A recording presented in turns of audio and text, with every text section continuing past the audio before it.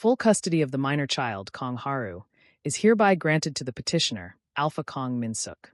The judge's voice echoed through the courtroom like a death sentence.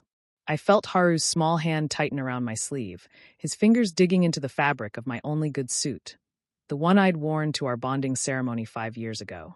"Papa." His voice was so small. "Papa, why is everyone quiet?" I couldn't answer. Couldn't breathe. Couldn't do anything but stare at the mahogany bench where that woman in black robes had just destroyed my entire world with 23 words. Across the aisle, Min-suk stood perfectly still. Expensive suit. Perfectly styled hair. Not a single emotion on that beautiful, terrible face. He didn't even look at me. Not once during the entire hearing. Not when his lawyer painted me as unstable. Not when they brought up my modest income, my studio apartment, the fact that I'd taken 3 sick days last month when Haru had the flu. Not when I begged. My lawyer touched my shoulder. "Ji-hoon, we need to. How long do I have?" My voice cracked. "How long before he takes him?" 2 weeks for transition. "But we can appeal." 2 weeks. Before I tell you what happened next, subscribe to Starry-Eyed Lovers. And tell me where you're watching from. Because what I'm about to tell you changed everything I thought I knew about love, loss, and the man I once called home. Haru pulled at my hand. "Papa, I don't understand. Where am I going?" I knelt down, right there in the courtroom, and pulled him close. He smelled like the strawberry shampoo I'd used on him that morning, mixed with the faint scent of crayons from his backpack. 4 years old. Too young to understand that his family was being ripped apart by lawyers and old money and an alpha who'd chosen his inheritance over us. "You're going to stay with Daddy for a while," I whispered against his hair. "But Papa will visit you all the time. I promise. But I want both." His lower lip trembled. "I want you and Daddy together." Behind me, I heard footsteps. Felt the air change. That familiar cedar and rain scent that used to mean safety, warmth, coming home to strong arms and soft promises. Now it just meant pain. "The car is waiting." Min-suk's voice was cold. Professional. Like I was a stranger. Like he hadn't spent 3 years waking up next to me, hadn't held my hand through 18 hours of labor, hadn't promised forever with tears in his eyes. I stood slowly, keeping Haru close. Finally looked at him. He'd lost weight. Dark circles under those sharp eyes. Jaw tight with something that might have been restraint or regret. I couldn't tell anymore. We'd stopped being able to read each other 6 months ago, when his mother showed up at our apartment with an ultimatum and a check I'd refused to cash. "Ji-hoon, don't." I picked up Haru, settled him on my hip even though he was getting too big for it. "Just don't." His hand twitched like he wanted to reach out. Stopped. "I'll have my assistant coordinate the visitation schedule." "Your assistant?" I laughed, bitter and broken. "Of course. Can't have the great Kong Min-suk personally communicating with the Omega he threw away." Something flashed in his eyes. Anger? Hurt. It disappeared too quickly for me to name it. "That's not fair." "Fair." My voice rose. Several people in the courtroom turned to stare. "You want to talk about fair? You let your family destroy us, Min-suk. You stood there and watched your mother call me a gold digger, call our son a mistake." "I never called him that." His composure cracked, just slightly. "Never. But you didn't defend him either." I adjusted Haru's weight, feeling him bury his face in my neck. "You chose them. The company, the money, the perfect alpha heir life. So don't talk to me about fair." The bailiff cleared his throat. "Folks, you need to take this outside." Min-suk's jaw worked. "Haru needs stability. Structure. Things you couldn't provide." "I provided love." The words tore out of me. "I provided a home where he was wanted, where he was cherished, where he didn't have to be perfect to be loved. Can your penthouse and your board meetings give him that?" Silence. Haru whimpered. "Papa, Daddy, please don't fight." I closed my eyes. Breathed. "I'm sorry, baby. Papa's sorry." When I opened them again, Min-suk was staring at Haru with an expression I couldn't decipher. Soft. Aching. Almost broken. "The car is waiting," he repeated quietly. I'll bring him by tomorrow. To get his things." I nodded. Couldn't trust my voice. We walked out separately. Me and Haru through one door. Min-suk through another. Like we were already strangers. The apartment felt wrong without Haru's laughter. It was past midnight, and I was supposed to be packing his things. Instead, I sat on the kitchen floor with a box of photos, torturing myself with memories of when we were whole. Min-suk's hands on my swollen belly. His lips against my temple. "I can't wait to meet him, Ji-hoon. Our son. Haru's first birthday." Min-suk covered in cake frosting, laughing so hard he couldn't breathe. He's got your chaos, love. We're doomed. Our last anniversary. 2 months before everything fell apart. Minsuk's voice rough with emotion. You're my forever. Nothing will change that. Liar. I shoved the photos back into the box. Started actually packing. Haru's favorite stuffed rabbit. The blue blanket he'd had since birth. Clothes sorted by size. His toothbrush with the dinosaur handle. The nightlight shaped like a moon because he was scared of the dark. Every item felt like giving away a piece of my heart. The apartment was too quiet. Usually, I'd be stepping over toy trucks and negotiating bedtime. Reading stories in funny voices. Tickling him until he shrieked with laughter. Now there was just silence and the sound of packing tape and my own ragged breathing. I moved to my bedroom. Started packing my own things. Minsuk owned this place. Had bought it when we bonded, saying he wanted Haru to grow up somewhere beautiful. Somewhere safe. Now I had 2 weeks to find somewhere else to be. The closet still had some of Minsuk's clothes. Shirts he'd forgotten. A tie. That leather jacket he'd worn on our first date, when he'd been nervous and sweet and so different from the cold stranger in the courtroom. I grabbed one of his shirts without thinking. Pressed it to my face. It still smelled like him. God, I was pathetic. My phone buzzed. A text from an unknown number. Asterisk Mr. Kim Ji-hoon. This is Lee Soo-jin, Mr. Kong Min-suk's executive assistant.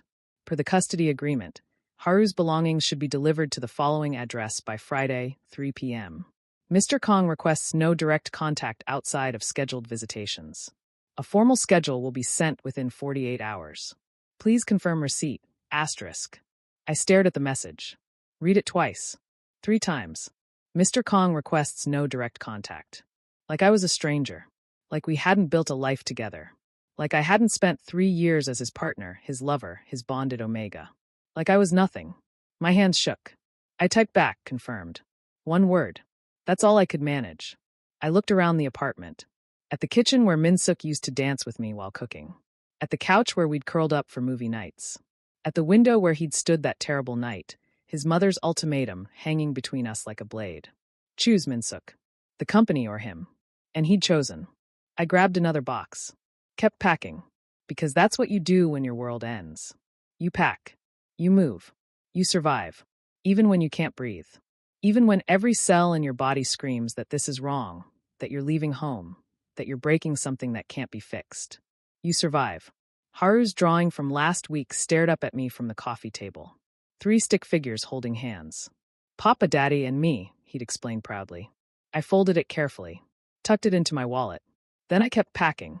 Table 7 wants another Americano. And the guy at the counter is asking if we do oat milk. I grabbed the milk pitcher without looking up. Tell him yes. $2 extra. Ji-hoon, you okay? My coworker Mina touched my arm. You've been staring at that espresso machine for like 3 minutes. I blinked. The cafe came back into focus.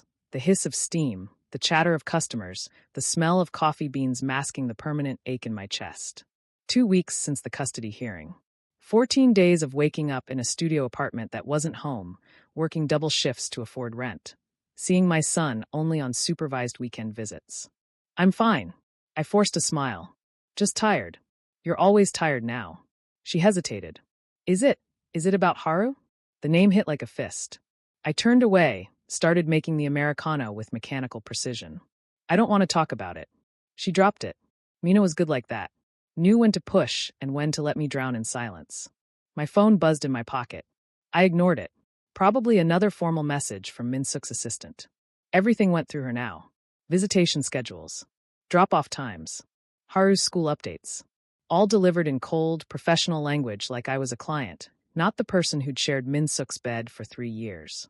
The lunch rush blurred together. Orders. Smiles. Small talk. Pretending I wasn't falling apart. By closing time, my feet ached and my hands smelled like coffee grounds and failure. I checked my phone on the walk home. 3 messages. Lee Soo-jin. Haru's allergy documentation is required for school enrollment. Please deliver to Mr. Kang's residence by Thursday 6 p.m. Lee Soo-jin. Attached is the updated visitation schedule. Note the time change for this Saturday. Unknown number. Papa, Daddy says I can call you now. I miss you. When are you coming home? The last one broke me. I stopped in the middle of the sidewalk, people flowing around me like water around a stone. Haru had learned to text. Minsuk had given him a phone. I typed back with shaking fingers. I miss you too, baby. Papa will see you this Saturday. I love you so much. 3 dots appeared. Disappeared. Appeared again. Love you too, Papa. Daddy says he. The message cut off. No follow-up. I stared at the screen for 5 minutes, waiting. Nothing came. What had Minsuk said? What had he stopped Haru from typing? I pocketed the phone and kept walking. That night, I couldn't sleep. Lay in my cramped studio staring at the ceiling, remembering. 6 months ago. The night it all fell apart. Minsuk stood by the window of our apartment, his mother's words still hanging in the air like poison. She'd left 10 minutes ago, her ultimatum delivered with surgical precision. Choose, Minsuk. The company or this arrangement. I sat on the couch, Haru asleep in his room, my world crumbling. Say something. What do you want me to say? His voice was hollow. That you'll fight for us. That your mother can't just, my breath hitched. That we matter more than money. He turned. His eyes were red but dry. It's not just money, Ji-hoon. It's everything my father built. Hundreds of employees. Responsibilities. And what about your responsibility to your son? I stood, anger rising. To me? We bonded, Minsuk. That's supposed to mean something. It does. His hands clenched. But she'll destroy you if I don't comply. Drag you through the media. Make sure you never work again. She has that power. So you're protecting me by leaving me? I laughed bitterly. How noble. I'm protecting Haru. His voice cracked. If this gets ugly, he'll be caught in the middle. At least this way. This way what? He grows up thinking love is conditional? That family can be bought and sold. Silence stretched between us. I need time, he finally said, to figure this out. How much time? I don't know. I walked to the door. Grabbed my jacket. When you figure it out, we might not be here anymore. I'd spent that night at Mina's. Came back the next morning to find Minsuk gone and divorce papers on the kitchen table. Would you forgive someone who mistook your pain for love? Comment below, because what happened next made me question everything I thought I knew about letting go. Thursday arrived too quickly. I stood outside Minsuk's building clutching Haru's medical folder like a shield. The penthouse. Of course he'd moved to a penthouse. Probably had a view of the entire city, a reminder of everything his mother's money could buy.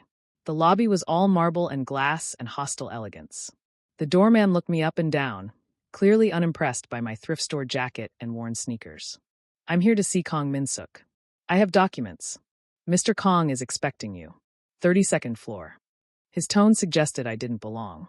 The elevator ride felt eternal. I watched the numbers climb, my heart rate climbing with them. I hadn't seen Minsuk since the courthouse. 2 weeks of carefully maintained distance. Everything filtered through his assistant. Now I had to face him. The doors opened to a private hallway. One door. I knocked. Footsteps. The lock turning.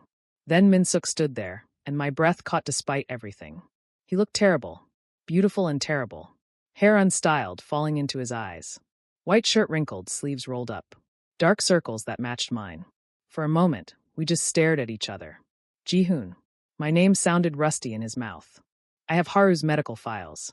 I held out the folder, keeping distance between us. The allergy documentation. Your assistant said. Papa. Haru appeared behind Minsuk like a small rocket, squeezing past his father's legs and launching himself at me.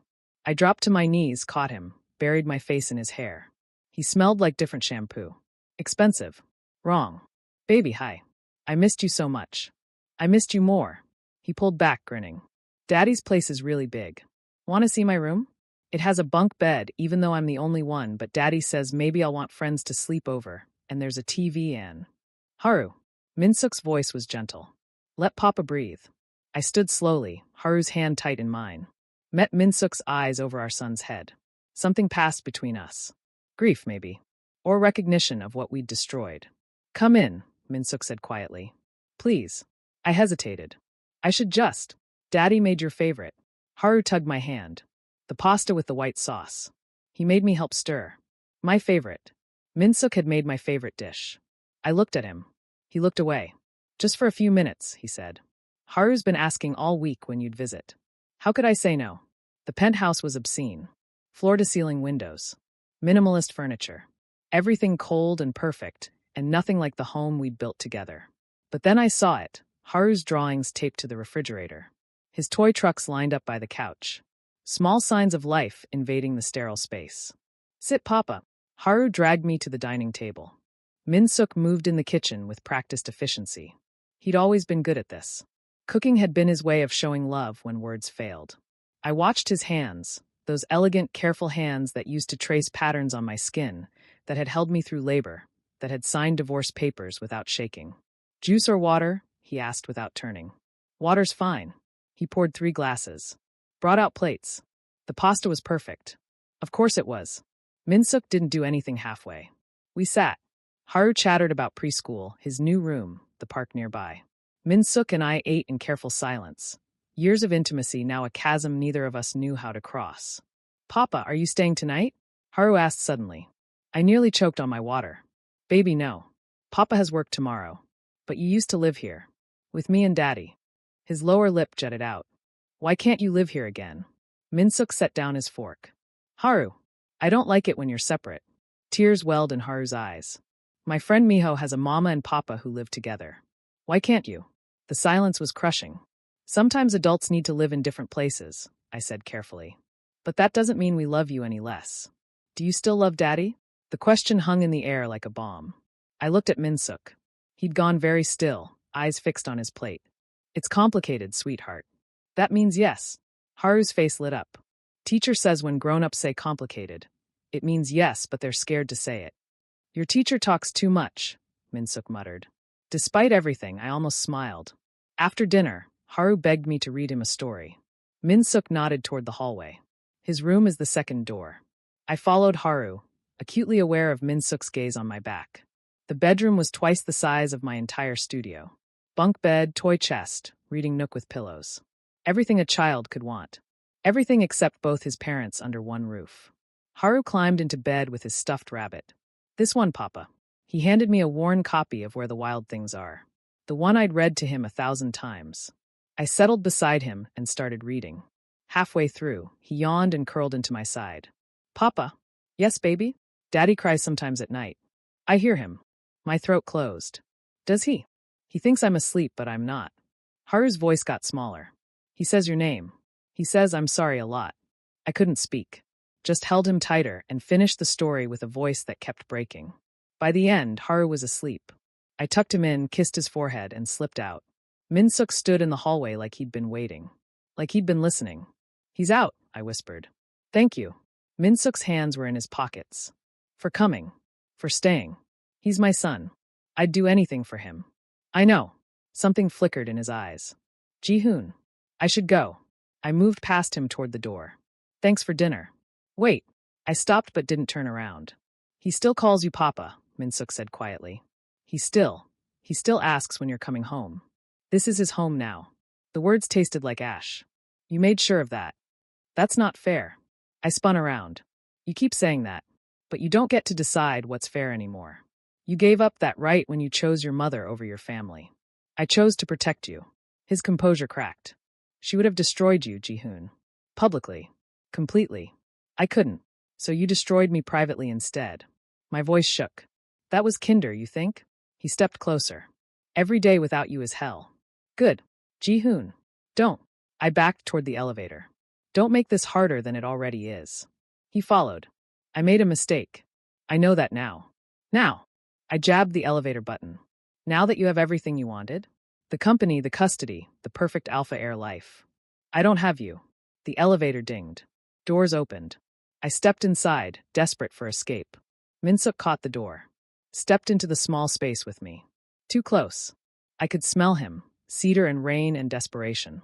Let me go, Minsuk. I can't. His voice dropped to something raw. Broken. Ji-hoon, come home. Please. The air left my lungs. Home. That word. That impossible, beautiful, devastating word. His hand lifted like he wanted to touch my face. Stopped inches away. Come home to us. I couldn't breathe. Couldn't think. The elevator walls closed in. His eyes held mine, dark and pleading and full of everything I'd spent 2 weeks trying to forget. The doors started to close. I didn't stop them. Watched Minsuk's face fracture as the metal barrier slid between us. His lips formed my name one more time. Then he was gone. I slid down the elevator wall, gasping, trembling. Come home. As if it were that simple. As if home hadn't burned to the ground the night he chose money over love. as if I could ever breathe in that space again. Excuse me, are you Haru's papa? I looked up from my phone outside the preschool gates. A woman in expensive athleisure stood there, perfectly manicured nails gripping a designer purse. Another alpha parent, probably. They always had that look, like they owned the air they breathed. I am. Why? I just wanted to say, she smiled, saccharine sweet. It's so nice that Mr. Kong lets you visit. My ex barely gets supervised time. You must have done something right. The condescension dripped like poison. I forced a smile. Thanks. Of course, having an alpha parent as primary is always better for stability. Especially for young pups. They need that firm hand, you know? I was saved from responding by the school bell. Children poured out, and Haru spotted me immediately. Papa! He ran over, backpack bouncing. Then stopped. Wait, is it your day? My chest tightened. No, baby. I wanted to see you. Is that okay? Okay. He hugged my legs. Daddy's inside talking to Teacher Lee. Wanna come? Every instinct screamed no. I don't think. Ji-hoon. Min-suk emerged from the building, and my body betrayed me with recognition. Casual today, jeans and a sweater that used to be mine. He'd kept it. The realization twisted something in my gut. What are you doing here? His voice was careful. Not accusatory. Just surprised. I wanted to see Haru. I lifted my chin. That's not against the custody agreement. I didn't say it was. He crouched beside Haru. Hey, buddy. Why don't you show Papa your art project? I'll get the car. Haru grabbed my hand, chattering about finger painting and snack time. I let him pull me toward the parking lot, hyper-aware of Min-suk walking 3 steps behind. Not crowding. Just there. The car was new. Black. Expensive. Everything in Min-suk's life was expensive now. I can take the bus, I said. Don't be ridiculous. It's cold. Min-suk opened the back door for Haru. Just let me drive you home. Why? He met my eyes over the car roof. Because Haru wants both his parents around. And because he stopped. Please. That word again. Please. Like it cost him something. I got in. The drive was silent except for Haru's commentary on his day. Min-suk drove with the same careful precision he did everything. Hands at 10 and 2. Turn signals. No music. Like he was afraid any sound might shatter whatever fragile piece we'd found. When we pulled up to my building, he turned in his seat. Saturday. Would you want to? Haru has a play date at the park. You could come. If you want. That's your custody day. I'm inviting you anyway. His jaw worked. He misses you. And I thought maybe it would be good. For him. For him. Always for Haru. Never for us. I'll think about it, I said, and got out before I could change my mind. Saturday, I went to the park. Told myself it was just for Haru. That Min-suk's tentative invitation meant nothing. That the way my heart raced when I spotted them on the swings was just adrenaline. Papa! Haru jumped off mid-swing. Jesus, that kid had no fear, and barreled into me. You came. Daddy said you might. Of course I came. I ruffled his hair. I promised. Min-suk approached slowly, 2 coffee cups in hand. He held one out. Caramel macchiato. Extra shot. No whip. My order. He remembered my order. Thanks. I took it, careful not to let our fingers touch. We sat on a bench while Haru played with 2 other kids. Awkward silence stretched between us like a wound. He's doing well, Min-suk said finally. Adjusting to the new school. Making friends. Good. That's good. He asks about you every night. Min-suk's voice dropped. Wants to know when you're visiting. If you're eating enough. If you're lonely. And what do you tell him? That you're strong. That you're taking care of yourself. He paused. That I hope you're not too lonely. I sipped the coffee. Perfect temperature. Perfect sweetness. He'd always been good at the small things. Why are you doing this? I asked quietly. Doing what? This. I gestured between us. The coffee. The invitations. Showing up at school. What do you want, Min-suk? He stared at the playground. Haru was going down the slide, laughing. I want to be a family again. We're not a family. We're 2 people sharing custody. We could be more. He finally looked at me. If you'd let us. You don't get to decide that anymore. I stood. You made your choice 6 months ago. I made the wrong choice. He stood too, closer than necessary. I know that now. Every day I know it. Knowing and fixing are different things. Then let me fix it. Desperation bled into his voice. Tell me how. Please, Ji-hoon. Tell me how to fix this. Would you forgive someone who mistook your pain for love? Comment below, because what I said next changed everything between us. You can't, I whispered. Some things stay broken. I left before he could respond. Before I could see the way his face crumpled. Before I could do something stupid like forgive him. But Minsuk didn't stop. Tuesday, he showed up at the cafe during my shift with Haru. Car trouble, he claimed. Needed coffee while waiting for a tow. Sat at a corner table doing work emails while Haru colored and asked me questions every 5 minutes. Thursday, my studio apartment's heater broke. Landlord said it'd be 3 days minimum. I was preparing to freeze when Minsuk texted. Guest room is available. For Haru's sake. You shouldn't be cold. I didn't go. Slept in 2 sweaters and my winter coat instead. Friday, he was at the grocery store. Coincidence, he said, but helped carry my bags anyway. Saturday, Sunday, Monday, he kept appearing. Never pushy. Never demanding. Just present. Like he was trying to stitch himself back into my life one mundane moment at a time. You're stalking me. I told him Tuesday night when he showed up at my door with soup. You mentioned you had a cold. He held out the container. Haru was worried. Haru told you. He tells me everything about you. Minsuk's smile was sad. He's my main source of Ji-hoon updates. I took the soup. Hated that it smelled exactly like the kind he used to make when I was sick. You can't just show up whenever you want. I'm not trying to intrude. He ran a hand through his hair. Frustrated. Tired. I don't know how else to show you I'm sorry. Sorry doesn't fix custody agreements. I know. He stepped back. But maybe it's a start. He left before I could argue. The soup was perfect. 2 weeks into Minsuk's persistent haunting, my heat cycle started. I felt it Thursday morning. The restless ache in my bones, the hypersensitivity to scents, the irritability that meant I had maybe 48 hours before the worst hit. Years of suppressants had made my heats manageable, but they still came. Still left me vulnerable and shaking and desperately alone. I called in sick to work. Stocked up on water and easy food. Locked my door and prepared to ride it out. By Friday evening, I was trembling. The heat suppressants kept the worst at bay, but they couldn't stop the biological imperative that screamed for an alpha's presence. Any alpha would do, technically, but my body was imprinted on Minsuk.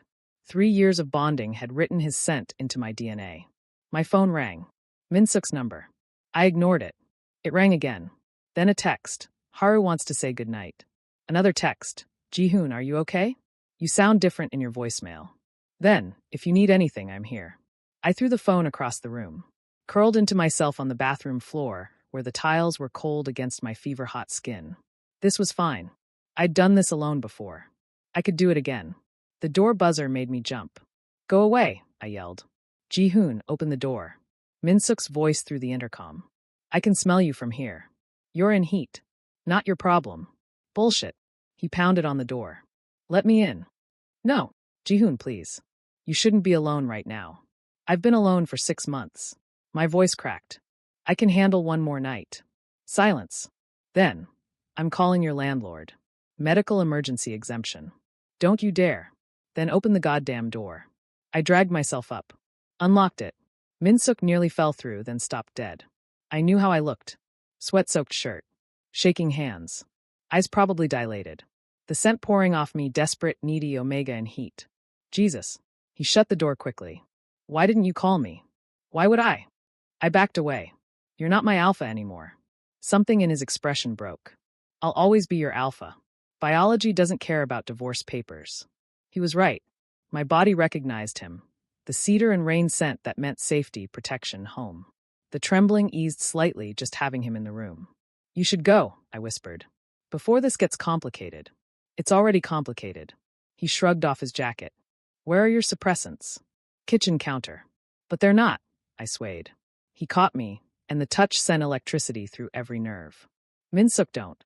I'm not doing anything except making sure you don't collapse. He guided me to the couch. Sit. I'll get water. He moved through my tiny apartment with familiar efficiency. Found the suppressants. Brought water and crackers. Sat on the floor in front of the couch, close enough to help, far enough not to crowd. Take these. He handed me pills. I did. Hated how my hands shook. Hated how his presence made the ache bearable.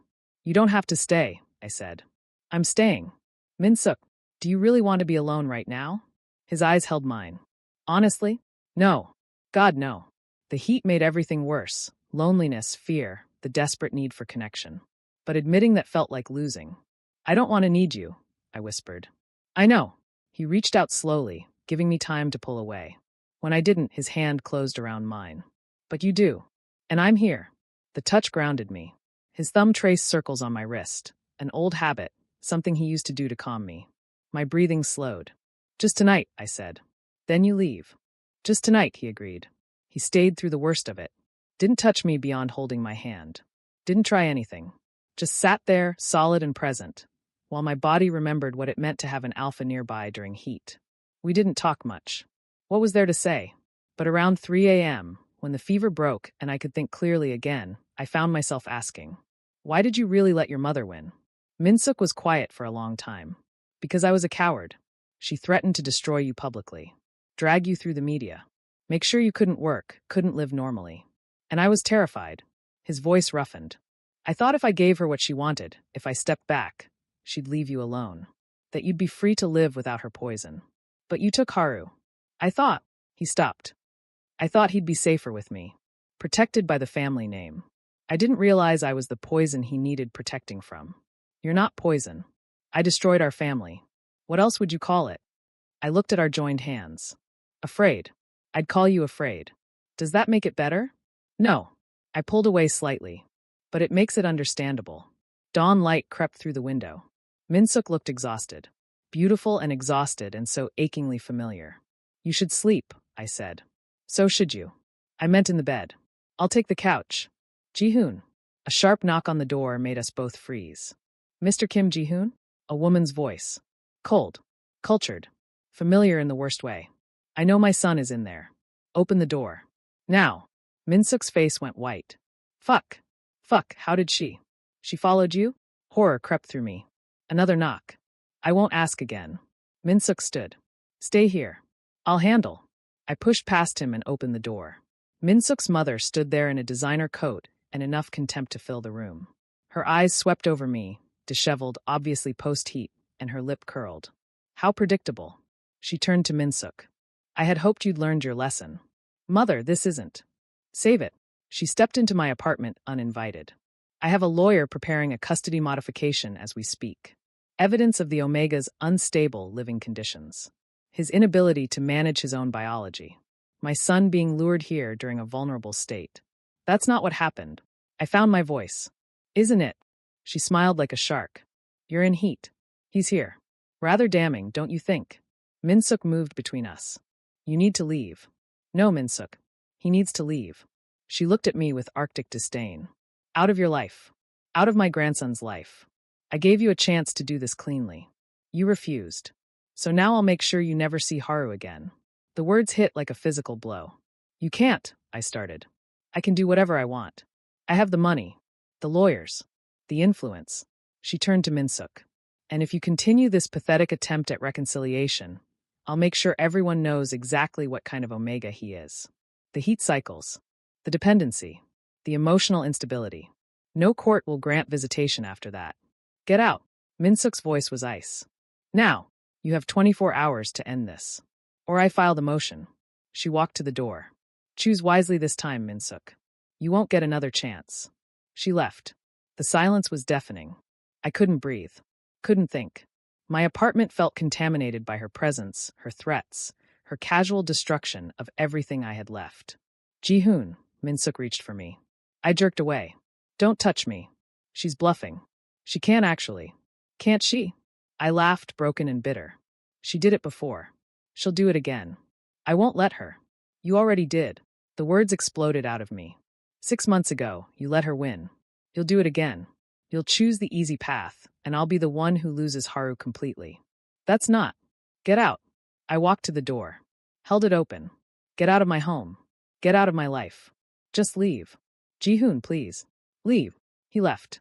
And I collapsed against the door, gasping for air that wouldn't come, drowning in the ruins of a hope I'd been stupid enough to let grow. Mr. Kim? This is Bright Minds Preschool. Haru collapsed during recess. We've called an ambulance. The phone slipped from my hand. I was moving before conscious thought caught up, grabbing my jacket, my keys, my wallet. The cafe manager called after me, but I was already out the door, running. The hospital was 15 minutes away by car. I didn't have a car.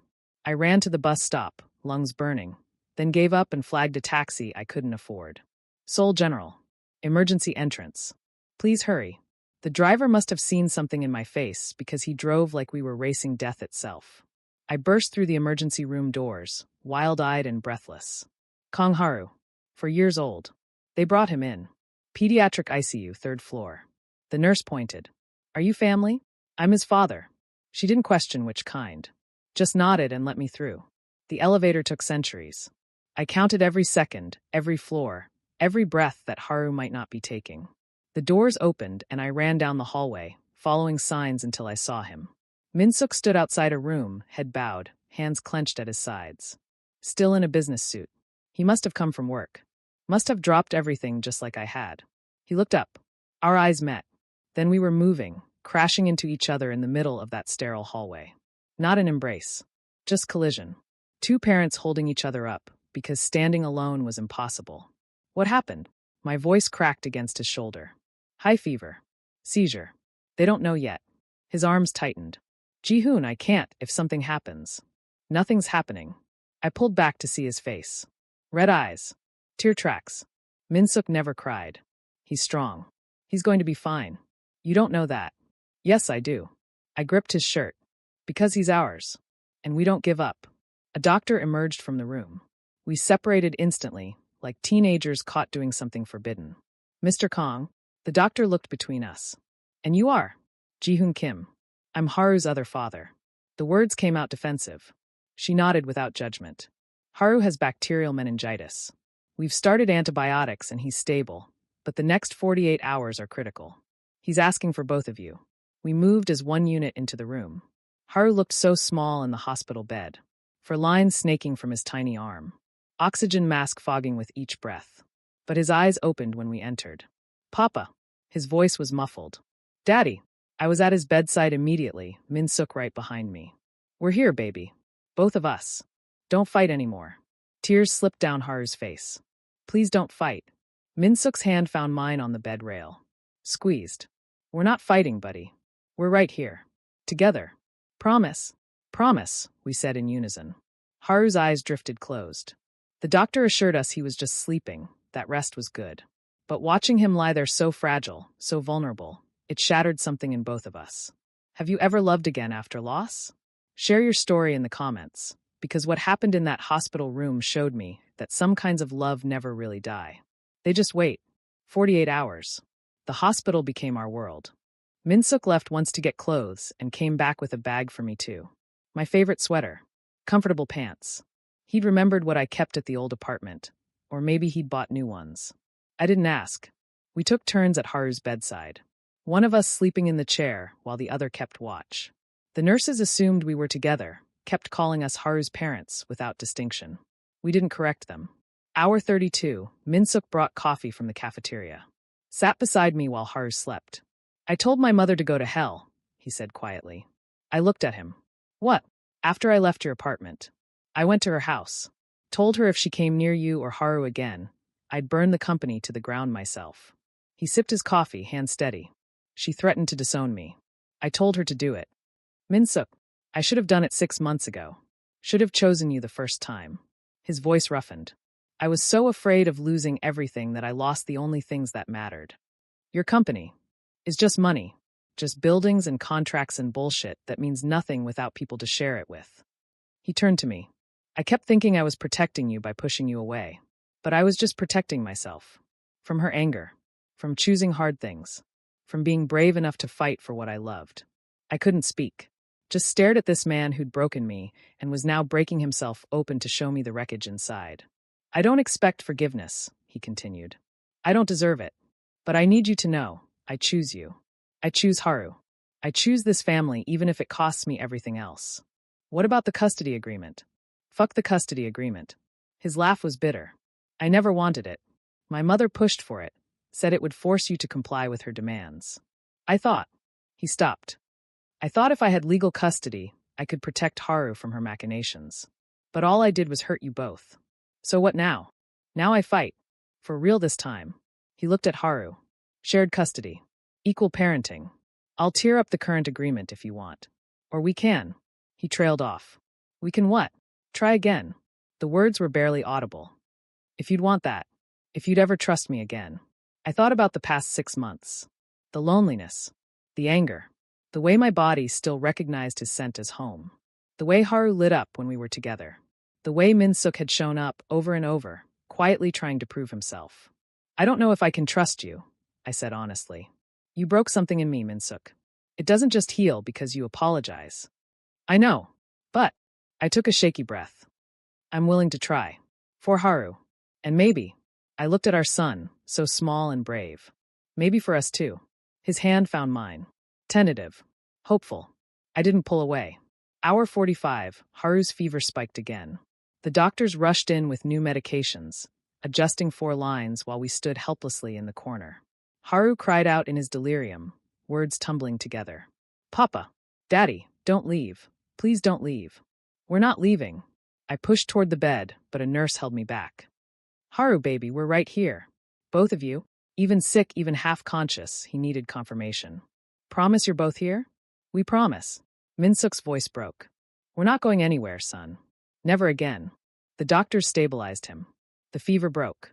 And Haru slipped into genuine sleep, no longer thrashing, no longer crying. Just breathing steady and even. I collapsed into Min-suk's arms. Let him hold me while I shook. Let myself break, because he was solid enough to catch the pieces. I can't lose him, I whispered. I can't. You won't. We won't. His lips pressed to my hair. He's strong. Like his papa. We stayed like that. 2 broken people holding each other together in a hospital room that smelled like antiseptic and fear. And somehow, it felt like the first honest moment we'd shared in months. Hour 48. The doctor came in smiling. The antibiotics are working. Fever's down, vitals are stable. He's going to be fine. The relief was physical. Min-suk actually stumbled. I caught him this time, held him up while he tried not to cry. Failed. We both failed at not crying. Haru woke an hour later, groggy but alert. Papa. Daddy. Right here, baby. I kissed his forehead. Both of us. He looked between us, noting the tear tracks, the way we stood close together. You're not fighting? No fighting, Min-suk promised. Not anymore. Are you? Haru's voice got small. Are you getting back together? Min-suk and I exchanged glances. So much unsaid. So much still broken. But also possibility. Hope. The fragile beginning of something that might heal. We're working on it, I said carefully. Would you like that? Yes. Haru's face lit up despite his exhaustion. I want us to be a family again. A real family. We've always been a real family, sweetheart. Min-suk sat on the edge of the bed. Even when Papa and I weren't together. You made us a family the day you were born.